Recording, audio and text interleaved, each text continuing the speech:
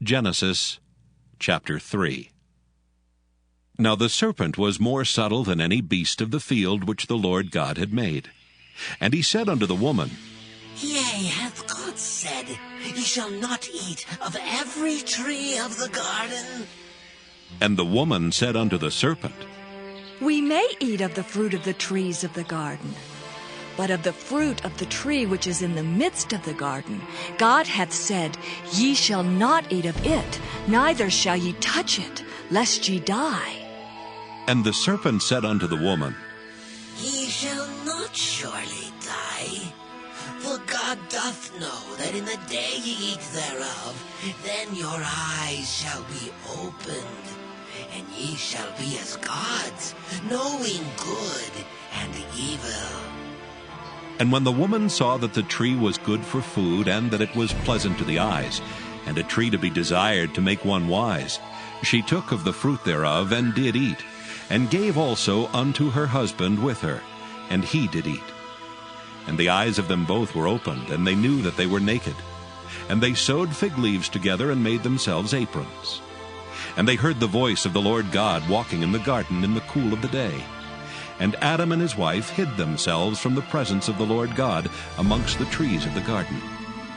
And the Lord God called unto Adam, and said unto him, Where art thou? And he said, I heard thy voice in the garden, and I was afraid because I was naked, and I hid myself. And he said, Who told thee that thou wast naked? Hast thou eaten of the tree whereof I commanded thee that thou shouldest not eat?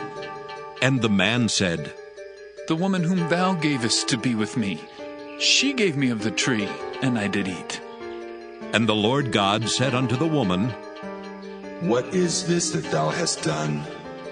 And the woman said, The serpent beguiled me, and I did eat. And the Lord God said unto the serpent, Because thou hast done this, thou art cursed above all cattle, and above every beast of the field. Upon thy belly shalt thou go, and dust shalt thou eat all the days of thy life. And I will put enmity between thee and the woman, and between thy seed and her seed. It shall bruise thy head, and thou shalt bruise his heel. Unto the woman he said, I will greatly multiply thy sorrow and thy conception. In sorrow thou shalt bring forth children, and thy desire shall be to thy husband, and he shall rule over thee. And unto Adam he said, Because thou hast hearkened unto the voice of thy wife, and hast eaten of the tree of which I commanded thee, saying, Thou shalt not eat of it.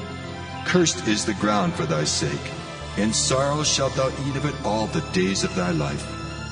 Thorns also and thistles shall it bring forth to thee, and thou shalt eat the herb of the field. In the sweat of thy face shalt thou eat bread till thou return unto the ground. For out of it wast thou taken. For dust thou art, and unto dust shalt thou return. And Adam called his wife's name Eve, because she was the mother of all living. Unto Adam also and to his wife did the Lord God make coats of skins, and clothed them. And the Lord God said, Behold, the man is become as one of us, to know good and evil. And now, lest he put forth his hand, and take also of the tree of life, and eat, and live forever.